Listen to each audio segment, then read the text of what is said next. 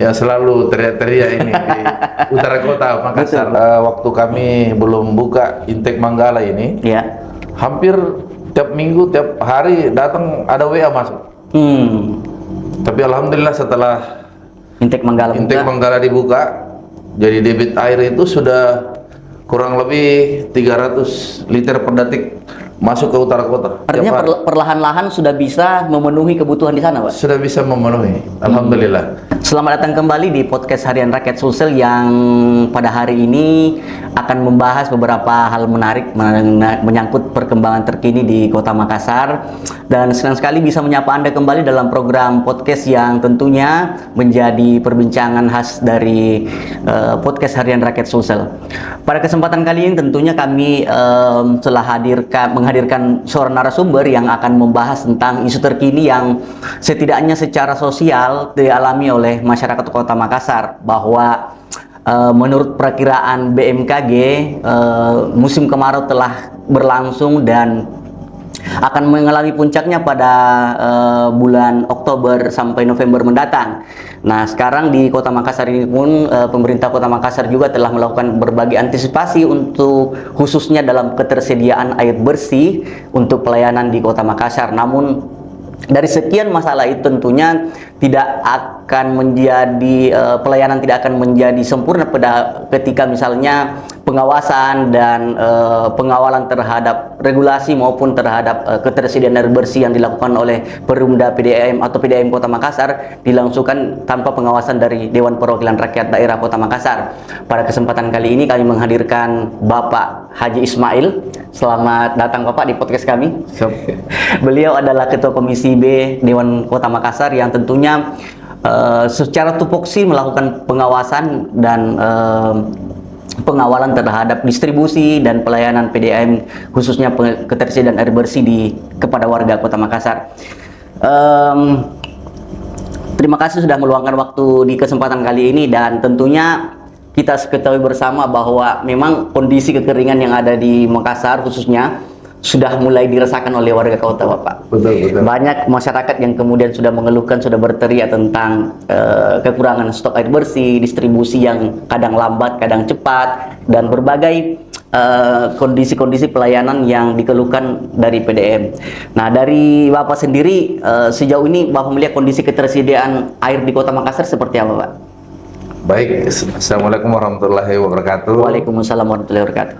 Terima kasih kepada Harian Rakyat Sulsel sudah memberikan pencerahan bagi warga Kota Makassar tentang apa-apa yang harus kita sediakan ke depan menghadapi kemarau panjang hari ini.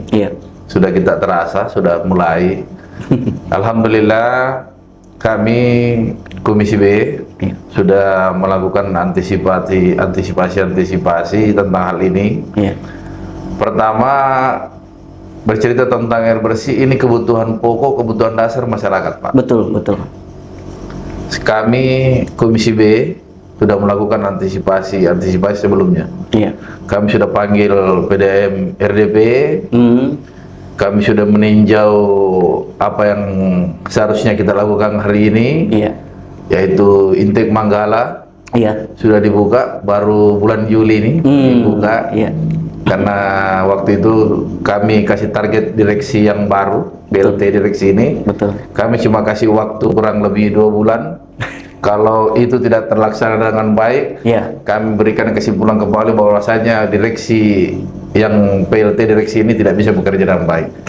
Alhamdulillah, pada tanggal 30 Juni sesuai dengan target kita kemarin, setelah kami panggil RDP, alhamdulillah bulan Juli kemarin ini sudah diuji coba, Pak, dan sudah berlangsung, sudah dinikmati masyarakat Makassar, terutama yang selalu teriak-teriak ini di utara kota Makassar. Betul. Yang pada puncaknya sudah mulai mengalami kekeringan.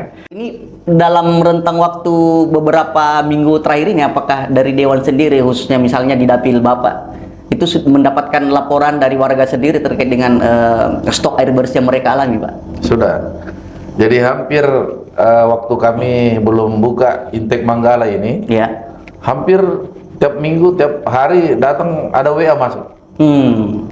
Tapi Tapi alhamdulillah setelah Intake Manggala dibuka, jadi debit air itu sudah kurang lebih 300 liter per detik masuk ke utara kota. Artinya perlahan-lahan sudah bisa memenuhi kebutuhan di sana, Pak? Sudah bisa memenuhi, alhamdulillah. Iya. Kalaupun masih ada, kita cek di lapangan, Iya. masih ada warga-warga mungkin jaringan pipa yang tadinya jaringan pipa tua, nah itu masih diperbaiki semua, untuk diantisipasi oleh PDAM. Dari 14-15 kecamatan di Kota Makassar, Pak, Pak Ismail melihat wilayah-wilayah mana sebetulnya yang rentan, dalam artian bahwa ketika musim kemarau tiba, penyakit ini selalu hadir di tempat itu dari 14-15 kecamatan ini, Bapak. Kalau sesuai dengan pantauan kami kurang lebih 2 tahun di DPRD, betul ya. Itu ada 6 kecamatan, Pak.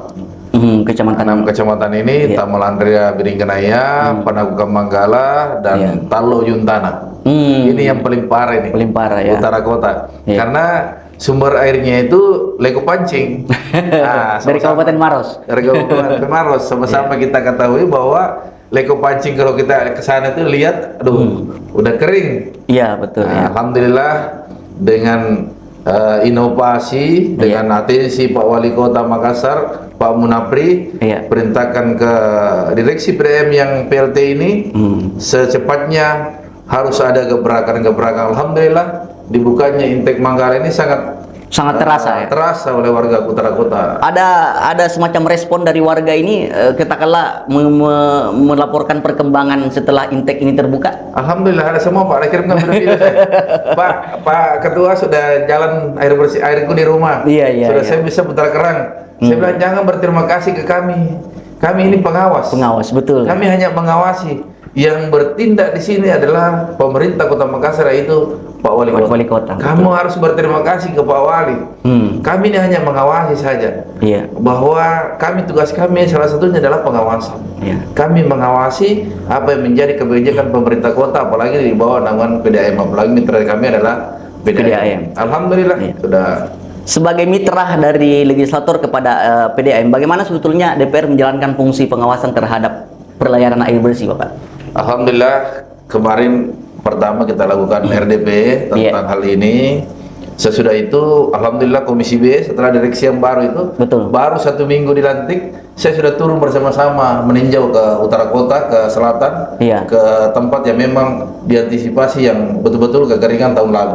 Apa temuan mendasar dari peninjauan pada saat kita ke lapangan, Pak, bersama dengan PDAM? Ya paling tidak pertama sumber airnya dulu. Sumber air baku. Betul. Memang kita kekurangan. Kedua, pipa-pipa yang memang sudah puluhan tahun ini yang sudah keropos di bawah, yang memang perlu ada. Tidak ada peremajaan. Jadi setelah kami tinjau utara kota, sudah ada hasil, sudah ada ujinya juga, bahwa hanya sampai di sini sumber air yang bisa mengaliri utara kota. Jadi saya bilang kemarin, coba ambil tindakan, minta ke Pak Wali, petunjuk ke Pak Wali. Alhamdulillah Intake Manggala berhasil kita laksanakan dengan baik, fungsikan dengan baik dengan 2 pompa. Di sana 3 pompa. Jadi 2 pompa ini berfungsi, yang satunya cadangan. Kalau rusak satu ada cadangannya. Alhamdulillah pemerintah kota sudah mengantisipasi hal. Insya Allah musim-musim kemarau ini alhamdulillah pemerintah kota sudah bergerak dengan baik. Setidaknya yang menjadi poin tadi adalah peremajaan pipa-pipa itu, Pak. Bapak melihat bahwa apakah misalnya di beberapa 6 kecamatan ini hampir semua pipa yang zaman dulu itu memang jarang atau kurang untuk perbaruan pipa-pipa itu, Pak, sehingga distribusi air ke rumah-rumah warga mengalami hambatan. Memang ada beberapa pipa lama, ada karena pipa sekarang sudah 2 faksi nih. Ada pipa bawah, ada juga pipa atas. Sekarang kan udah mulai peremajaan. Betul. Pelan-pelan. Tapi ini kan kita lihat gravitasinya bahwa rumah sekarang kan udah menanjak semua. Betul. Orang sudah mengaspal sekian 50 cm naiknya beton. Orang lain kasih dari rumahnya kan harus ketinggian, ketinggiannya sudah. Itulah apalagi kalau misalnya sumber air baku ini kurang, Iya. masuk ke misalnya utara kota, Iya. pompanya juga tidak terlalu keras, ya tidak bisa lah masuk ke rumah warga.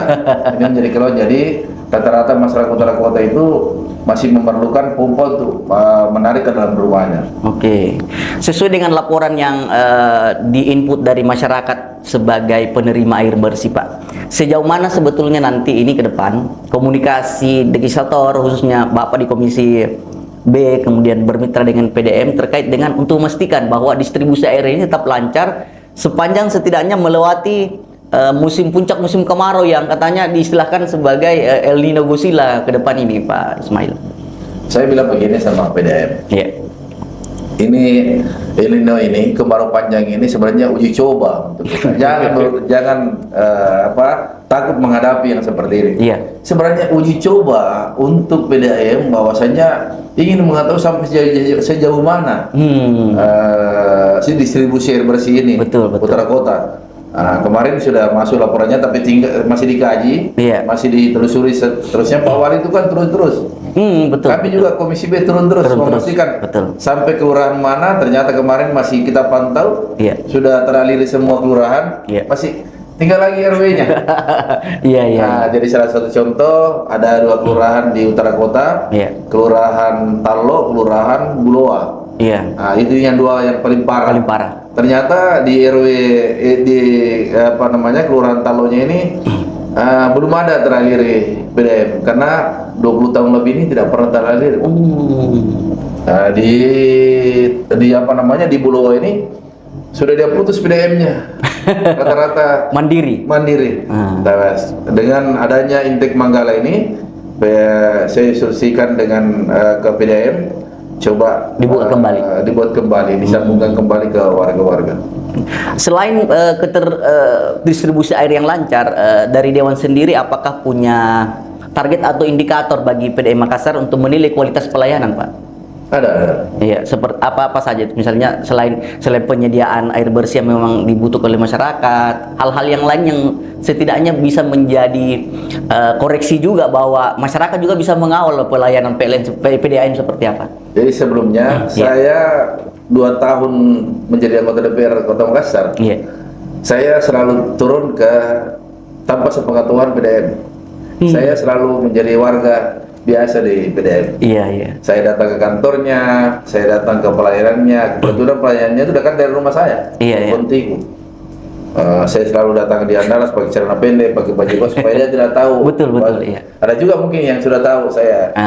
Kalau dia mitranya. Setelah itu saya pelajari memang dari pelayanan apa yang dilakukan PDAM dalam hal ini direksi yang baru, ini banyak perubahan yang kita lihat.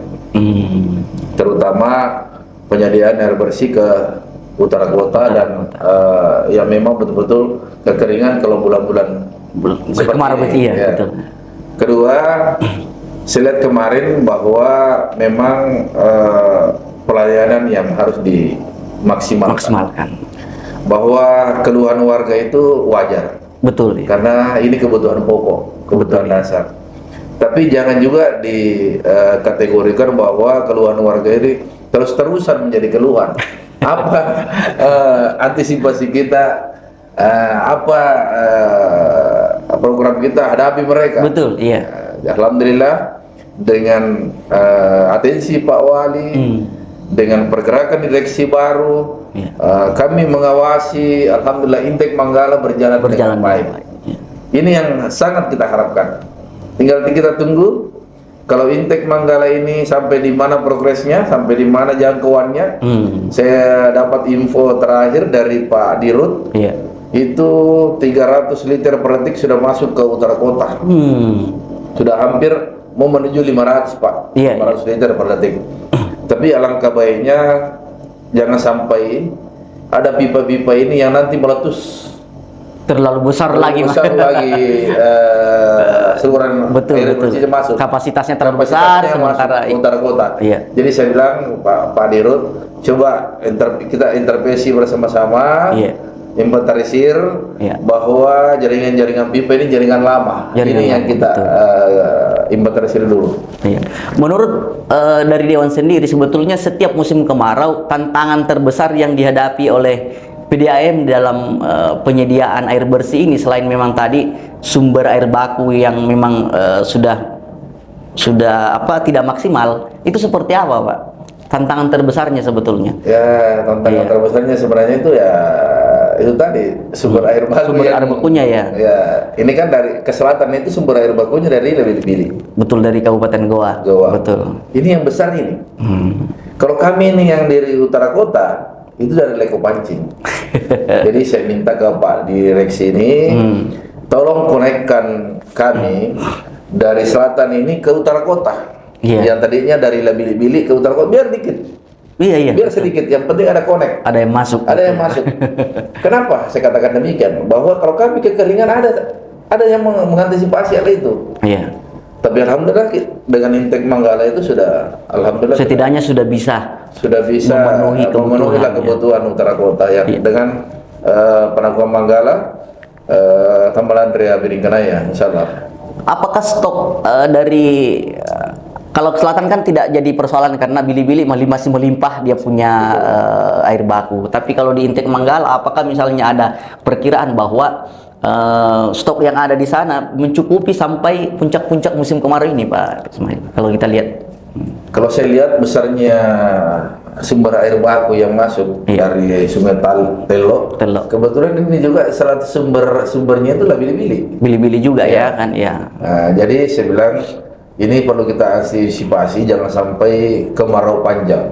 Iya, betul. Kemarau panjang, sumber air lagi yang tidak ada. Ternyata untuk mengantisipasi hal demikian, Pak Wali sudah perintahkan ke direksi PLT Direksi PDAM. Semua kanal-kanal yang dilalui airnya PDAM, air bakunya PDAM itu dikeruk. Bayangkan tahun 19 berapa yang saya dapat info, tahun 1999 baru dikeruk, sampai sekarang baru dikeruk. Baru zamannya Pak Wali Kota Pak Munafri ini baru ada kerukan. Seperti itu. Baik, kita jeda sejenak untuk perbincangan kita, nanti lanjutkan setelah pesan-pesan berikut ini. Kita lanjutkan kembali perbincangan bersama Bapak Ismail, anggota DPRD Kota Makassar, sekaligus sebagai Ketua Komisi B yang tentunya melakukan pengawasan terhadap kinerja atau bermitra dengan PDAM Makassar sebagai leading sektor dalam pendistribusian air jernih atau air bersih kepada masyarakat Kota Makassar. Pak Ismail, apakah pertemuan penduduk di Kota Makassar juga mempengaruhi tentang bagaimana kemudian pemerataan dan distribusi air bersih, Pak? Ya, jelas itu. Terutama di wilayah kami merasakan itu. Wilayah utara itu melangkup kecamatan Talo, kemudian Ujung Tanah, kemudian sampai di Kepulauan Sangkaran juga. Kepulauan Sangkaran. Iya. Ada Wajo, Ujung Tanah, Kepulauan Sangkaran. Jadi sumber air sudah berkurang. Tekanan air ke utara kota berkurang, penduduk semakin bertambah. Konsumsinya semakin bertambah. Nah, ini yang harus kita pikirkan matang-matang ke depan.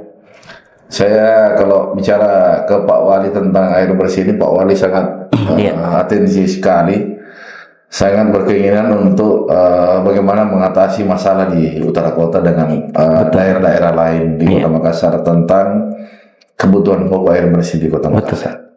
Pak Wali sangat sangat konsen terhadap itu, Pak. Sangat konsen terhadap hal itu. Apalagi dulu waktu masa-masa kampanye, beliau juga salah satu program unggulannya adalah pelayanan air bersih, Pak. Bahkan dulu sempat air bersih gratis karena kebetulan memang pada saat itu juga, pada saat musim kampanye, musim kemarau juga, Pak Ismail. Mungkin Bapak masih ingat kemarin turun juga tim ke beberapa tempat yang memang membutuhkan untuk itu. Kebetulan beliau atensi sekali dengan penyaluran air bersih ini.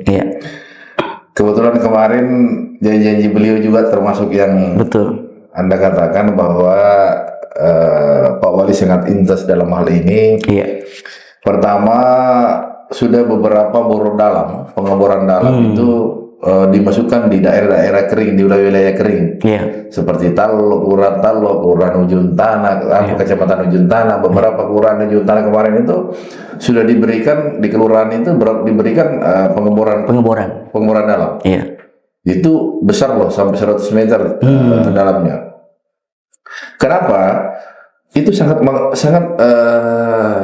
mengantisipasi bahwa bukan mengantisipasi lagi kekeringan, tetapi orang yang tidak teraliri air bersih yang selama ini kurang lebih 20 tahun, alhamdulillah teraliri.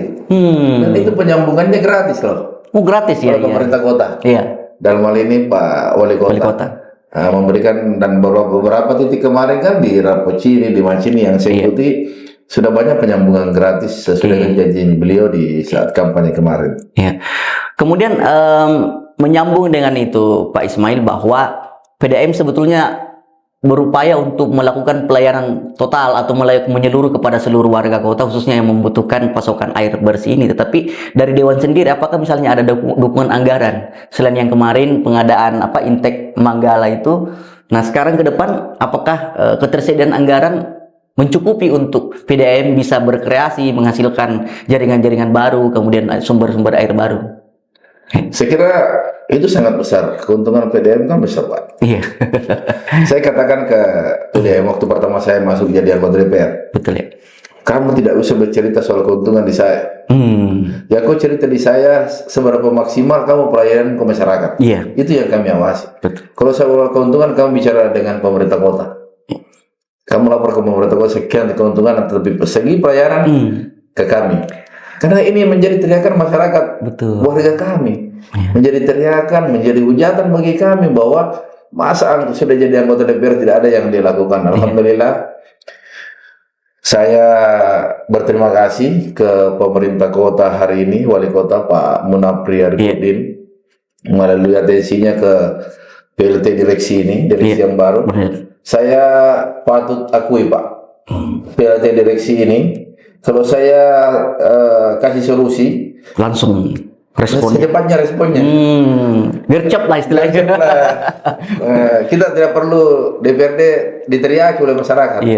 Saya katakan Pak Dirut, untuk mengantisipasi wilayah utara kota kekeringan, saya harus disiapkan mobil tangki. Siapapun itu yang menelpon, bukan karena pemilih saya, bukan karena warga saya, siapapun itu yang menelpon ke kantor wilayah 1 pelayanan utara kota harus dilayani. Segera respon cepat ya. Saya sambungkan dengan beberapa lurahnya di Biking Group, di beberapa lurahnya. Jadi Pak Lurah aja yang di calling. Gimana Pak Lurah di sana? Kekeringan tidak? Kekeringan. Bawakan di sana 5 tangki, bawakan 5 tangki, bawakan 5 tangki. Alhamdulillah. Artinya secara penganggaran sebetulnya tidak ada masalah di PDAM dalam hal seperti ini, Pak. Sudah tuntas lah istilahnya seperti itu. PDAM itu selalu untuk. Iya. Selain penyediaan tangki-tangki itu secara teknis, Pak ya, Dewan melihat upaya-upaya yang segera dan harus dilakukan oleh PDAM dalam menangani setiap aduan atau setiap ada krisis air bersih seperti apa, Pak? Pertama, memang harus pelayanan diperbaiki. Betul ya. Kedua, waktu perekrutan, saya lihat ini sumber dayanya PDAM ya. Iya. Seharusnya begitu banyak, maaf bukan keterwakilan gender ya. Betul bukan, ya. Bukan saya menafikan perempuan dengan laki-laki. Ya. Tetapi saya lihat di PDAM ini kebanyakan perempuan yang masuk. Berarti dia harusnya bekerjanya di kantor. Iya, betul. Bekerjanya administrasi. Tetapi tenaga teknis lapangan yang kurang diterima waktu itu. Jadi kami perintahkan waktu itu, waktu pertama masuk dirut, pergantian dirut waktu itu, dibersihkan dulu sumber dayanya. Buat apa numpuk di situ? Kalau pelayanan ini ke masyarakat tidak terlayani. Harusnya kebanyakan yang diterima itu ya teknik-teknik itu, orang teknik supaya mengerti akan lapangan, segera merespon laporan cepat. Cepat. Karena ini kan pekerjaan 24 jam Pak Ismail ya. Iya, pelayanan Pak. Pelayanan, betul. Kalau ini pelayanan kita diteriaki anggota DPR Pak. Jadi kita anggota DPR menjadi sasaran. Iya. Alhamdulillah dengan waktu itu sudah dikurangi oleh dirut yang lama, masuk PLT dirut yang baru ini. Saya bilang boleh menambah SDM, tetapi orang teknik. Betul. Yang betul-betul langsung bekerja ya. Betul-betul dibutuhkan. Betul ya. Betul-betul di berfungsi. Berfungsi ya. Kalau ada tiba-tiba gangguan di sana. Betul ya. Apalagi sekarang setelah saya lihat safety plan di PDAM itu Iya. sudah banyak memang pipa-pipa tua. Kemudian saya himbau ke Pak Dirut, Pak Direksi yang baru ini bahwa jangan lagi deh bikin proyek-proyek yang puluhan-puluhan juta. Iya. Kenapa tidak sekalian miliaran, itu kan banyak keuntungannya. Betul, iya. Ini kan untuk pelayanan masyarakat, Pak. Betul. Kalau pelayanan masyarakat ini baik, tidak ada orang yang tidak mau bayar air, Pak. Biar kita kasih air. Iya, betul. Tidak ada masalah itu. Tapi bayangkan orang cuma bayar beban saja, dipompa di rumahnya, angin keluar. Gimana tidak marah? Saya juga kalau mengalami hal demikian pasti marah. Nah, kami di Jalan Sunu kadang mati, kadang apa waktu itu. Ini kan sudah musim normal ya. Kita wajar-wajar saja yang begitu. Saya kira begitu, Pak. Menurut Pak Ismail, selain memang pemerintah, dewan, dari masyarakat sendiri apa-apa yang harus dilakukan untuk menjaga ketersediaan air bersih ini, Pak? Setidaknya pesan kepada masyarakat kita di Kota Makassar. Pesan saya di Kota Makassar, gunakanlah air ini sebaik-baiknya. Jangan juga, karena kita memang harus mengantisipasi dengan adanya musim kemarau ini, sumber air baku kita memang berkurang. Betul. Jadi sepintar-pintarnya lah warga Kota Makassar menggunakan air bersih ini. Karena kita wajib bersyukur, patut bersyukur bahwa rumah-rumah kita masih teraliri air bersih. Bagaimana dengan saudara-saudara kita yang pinggiran-pinggiran pesisir yang belum teraliri air? Saya kira begitu.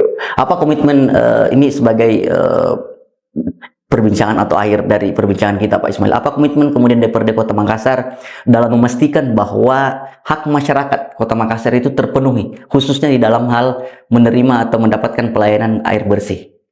Saya baru-baru ini kita lagi RDP dengan direksi PDAM, karena Pak Direksi ini, Direkturnya ini sangat gercep. Begitu kita panggil ketemu, saya katakan, saya Komisi B mau Pak Dirut apa-apa saja yang Pak Dirut kerjakan untuk masyarakat ke depan, bahwa pelayanan air bersih ini terpenuhi bagi masyarakat. Karena ini menjadi uji coba kita di pertama di musim kemarau ini, Pak Dirut, dengan adanya direksi yang baru. Dia katakan ke saya bahwa insya Allah Pak Is, dengan adanya Intek Manggala, kita lihat di lebih-lebih, insya Allah air baku kita masih terpenuhi.